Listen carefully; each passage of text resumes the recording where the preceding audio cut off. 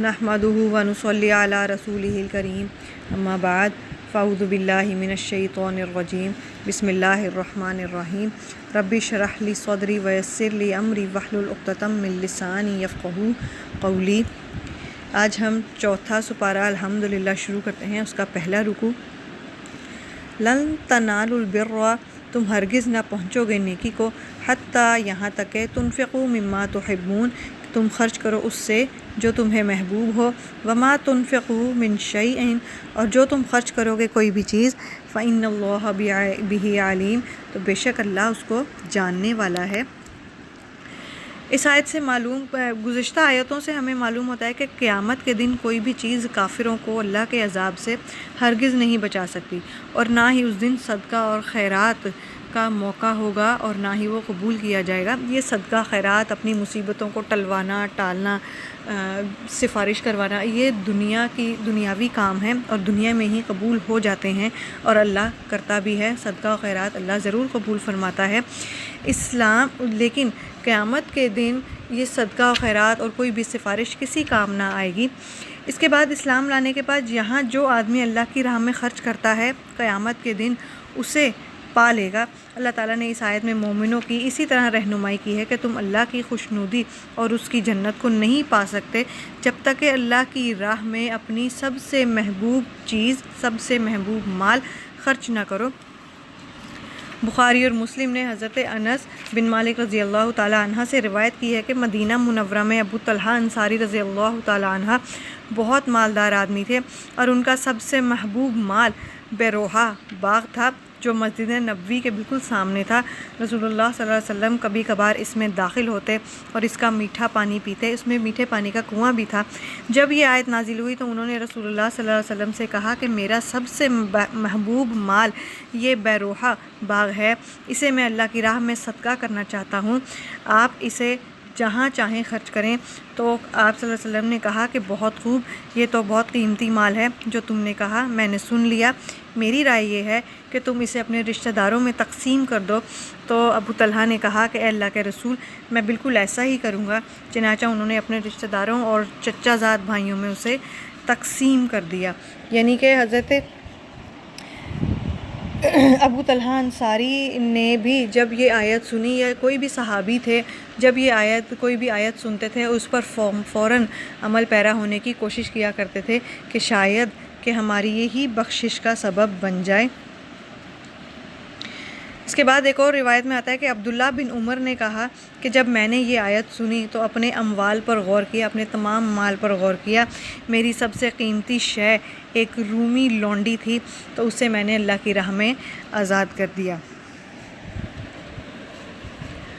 کل الطعام کان حلا لبنی اسرائیل، تمام کھانے حلال تھے بنی اسرائیل کے لیے، الا ما حرم اسرائیل، مگر جو حرام کیا یعقوب علیہ السلام نے علی نفسہ، اپنے اوپر، من قبل، اس سے پہلے کہ ان تنزل التوراۃ، کہ توریت اترے، توریت میں کوئی وحی اترے۔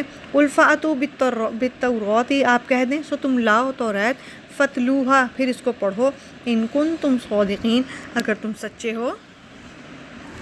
جب یہ حضرت یعقوب علیہ السلام نے اپنے اوپر اپنے ہی طور پر بیماری سے شفا حاصل کرنے کے لیے اونٹنی کا دودھ اور اونٹ کا گوشت حرام کیا تھا، تو اس کے بعد بنی اسرائیل کی پوری قوم نے بھی ایسا ہی کیا، انہوں نے بھی یہ دونوں چیزیں اپنے اوپر حرام کر دیں، یعنی وہ ان چیزوں کو کھاتے نہیں تھے۔ تو اللہ پوچھتے ہیں کہ کیا میں نے تمہیں کہا تھا؟ تو یہ تو انہوں نے صرف اپنی بیماری کے علاج کے لیے ایسا کیا کہ شاید کہ انہیں اس سے فرق پڑ جائے اور انہیں شفا حاصل ہو جائے، تو تم سب نے ایسا کیوں کیا؟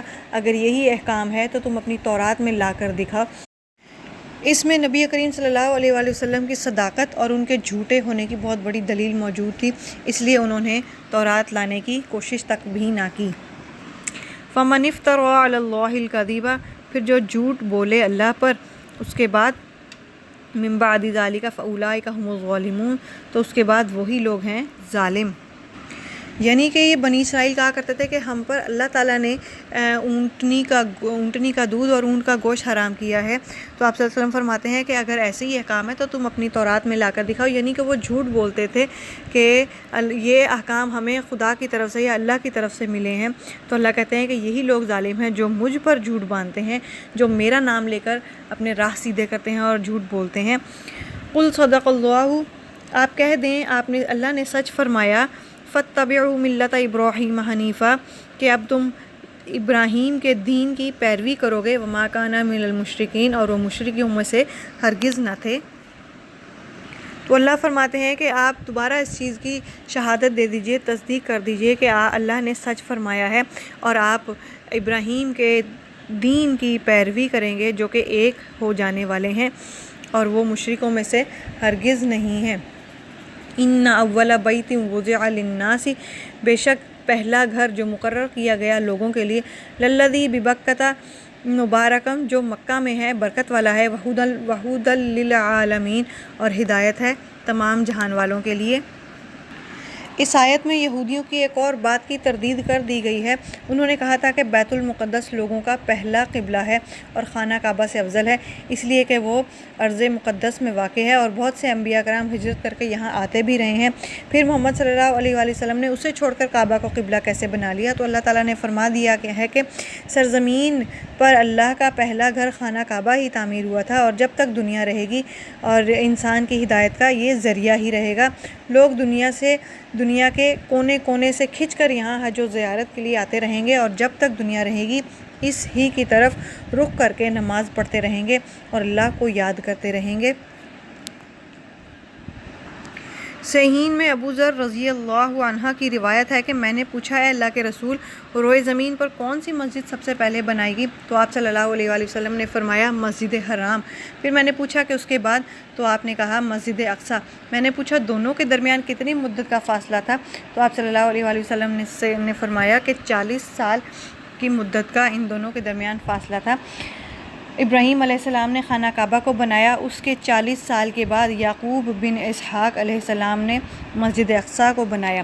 اس کے علاوہ اس آیات میں آیات مبینات یعنی کھلی نشانیاں سے مراد مقام ابراہیم ہے، بہت بڑی کھلی نشانی ہے، یعنی وہ پتھر جس پر پاؤں رکھ کر حضرت ابراہیم علیہ السلام نے کعبہ کی دیوار بنائی، جس پر اللہ کے حکم سے دونوں قدموں کے نشان بن گئے۔ اسی طرح صفا و مروہ ہے، زمزم کا پانی ہے، خانہ کعبہ کا زمانہ جاہلیت میں امن کا گہوارہ ہونا، یعنی وہاں پہ امن رہنا۔ تو یہ تمام کھلی نشانیاں اللہ تعالیٰ نے اس آیت میں واضح کر دیں۔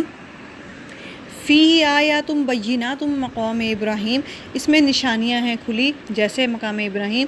ومن دخلہ کان آمنا، اور جو داخل ہوا اس میں ہو گیا اس میں امن میں آ گیا۔ وللہ علی الناس حج البیت، اور اللہ کے لیے ہے خانہ کعبہ لوگوں پر کہ خانہ کعبہ کا حج کریں۔ من استطاع الیہ سبیلا، جو قدرت رکھتا ہو اس کی راہ کی طرف چلنے کی۔ ومن کفر، اور جس نے کفر کیا، فإن اللہ غنی عن العالمین، تو بے شک اللہ بے نیاز ہے تمام جہان والوں سے۔ اس آیت میں اللہ تعالیٰ نے واضح کر دیا ہے کہ اس میں کھلی نشانیاں ہیں، مقام ابراہیم ہے، اور جو کوئی بھی خانہ کعبہ میں مسجد حرام میں داخل ہوا یعنی کہ وہ امن میں آ گیا۔ حج ہر مسلمان پر زندگی میں ایک بار فرض ہے۔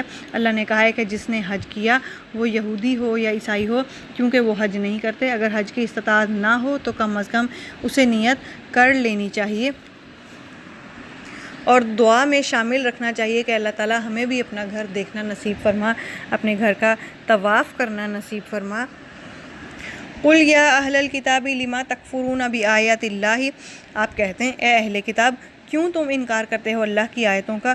واللہ شہید علی ما تعملون، اور اللہ گواہ ہے اس پر جو تم کرتے ہو، یعنی کہ اللہ باخبر ہے جو کچھ بھی تم کرتے ہو۔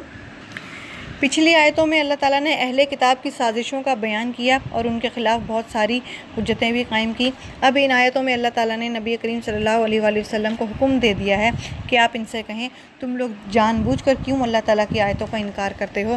کیوں تم خاتم النبیین، میرے آخری نبی ہونے پر ایمان نہیں لاتے، خود اسلام میں داخل نہیں ہوتے، اور نہ ہی اللہ کی مخلوق کو داخل ہونے دیتے ہو، خود بھی نہیں داخل ہوتے اور اللہ کی مخلوق کو بھی روکتے ہو؟ تو یہ تمہارے لیے ہرگز بہتر نہیں ہے، بے شک اللہ یہ سب کچھ جاننے والا ہے۔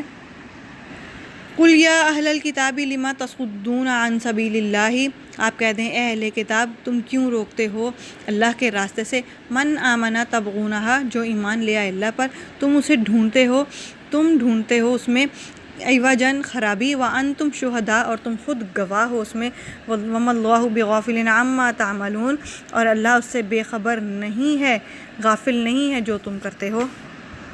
یعنی کہ اس آیت میں دوبارہ اللہ تعالیٰ نے دہرا دیا ہے کہ تم کیوں اللہ کے راہ میں آنے سے انکار کرتے ہو، اور خود تو نہیں آتے اور دوسروں کو بھی تم روکتے ہو، تمہیں پتہ ہے کہ تم کیا کر رہے ہو، لیکن کیا تم جانتے ہو کہ کیا اللہ اس سے بے خبر ہے؟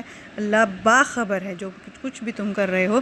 یا ایھا الذین آمنوا، اے وہ لوگو جو ایمان لے آئے، ان تطیعوا، تم کہا مانو گے، فریقاً ایک گروہ کا، من الذین اوتوا الکتاب، جنہیں دی گئی ہے کتاب، یردوکم، پھر وہ پھیر دیں گے تمہیں، بعد ایمانکم، تمہارے ایمان لانے کے بعد، کافرین، حالت کفر میں۔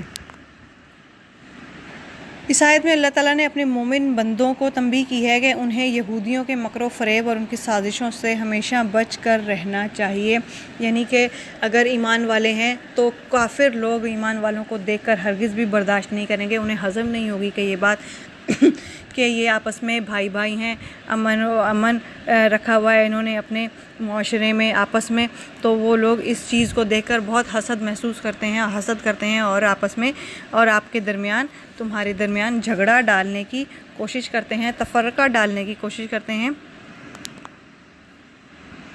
تو پھر اللہ یہی فرماتے ہیں کہ ایمان لانے کے بعد تم اگر ایک گروہ سے، ایسے کسی گروہ سے ملو گے جو تم میں جھگڑا ڈالنے کی، تمہیں کفر کی طرف دوبارہ لوٹانے کی کوشش کرے، تو تم اس چیز کا بالکل خیال رکھو، تم ان سے دوبارہ ہرگز نہ ملو۔